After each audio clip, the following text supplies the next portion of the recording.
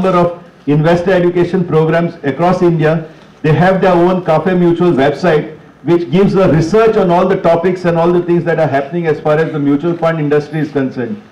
And you can see the messages every day on his website.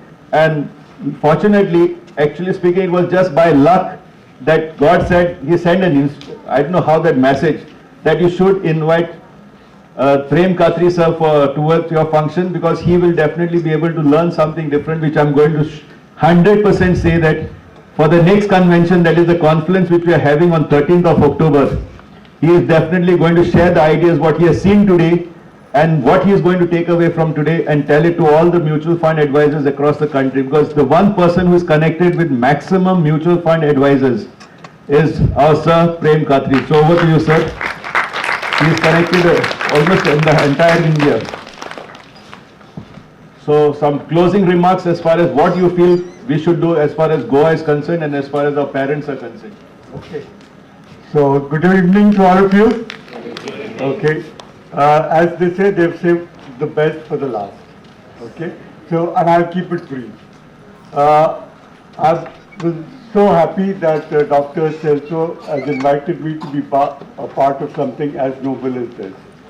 I come across many finance professionals, but I have rarely seen such enthusiasm and passion. And so congratulations. I really think your foundation is doing such a wonderful job. And you, as a way of contributing back to the society, is something that I really, I'm very touched by. Okay. I'll just summarize some of the things that my preceding speakers talked about, and I'll make it a combination of what Mr. Rao and Mr. Pillai said. So one of the things that I learned from them today was that the first video that you showed of SEBI, which says that don't blindly copy others. Okay? Why is that important? That's important because no two people are the same. So what works for you may not work for me. So please keep that in mind. Whenever you're drawing up any financial plan, don't blindly follow what others are doing. If someone's getting into crypto, someone's getting into real estate, please don't follow them blindly. It's very tempting to say that, you know, our neighbor became rich by doing this, so we can also do that. Please avoid that temptation.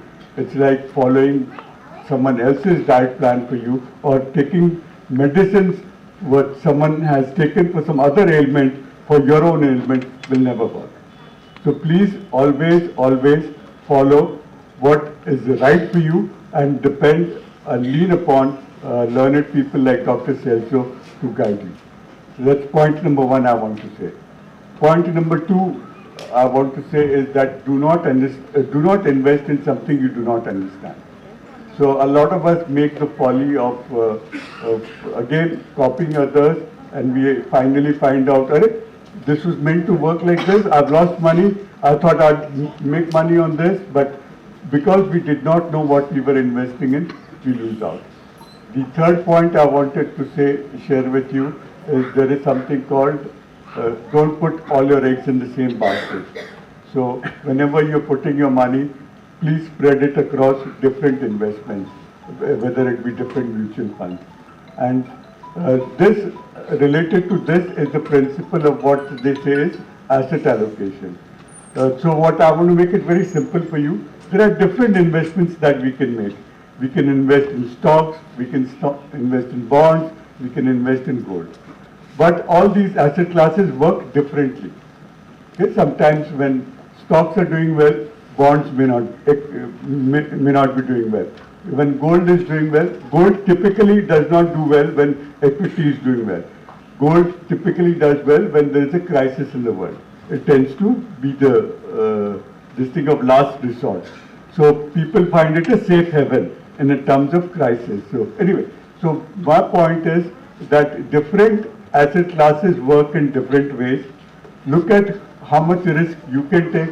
Look at what your goals are. Look at what is the time frame of your investment, and then choose the right basket of investments through the help of Dr. Celso. So that is another important thing that I wanted to share with you. And finally, a very, very important thing is there will be ups and downs in your journey when you're investing. So the money that you may have invested, sometimes the value may come down. So a lot of us get tempted to scoot. We want to exit. We want to just cut our losses. We feel that this is the end of the world and I'm going to be losing big. During times like this, try and exercise patience, because patience is the biggest virtue that you can have.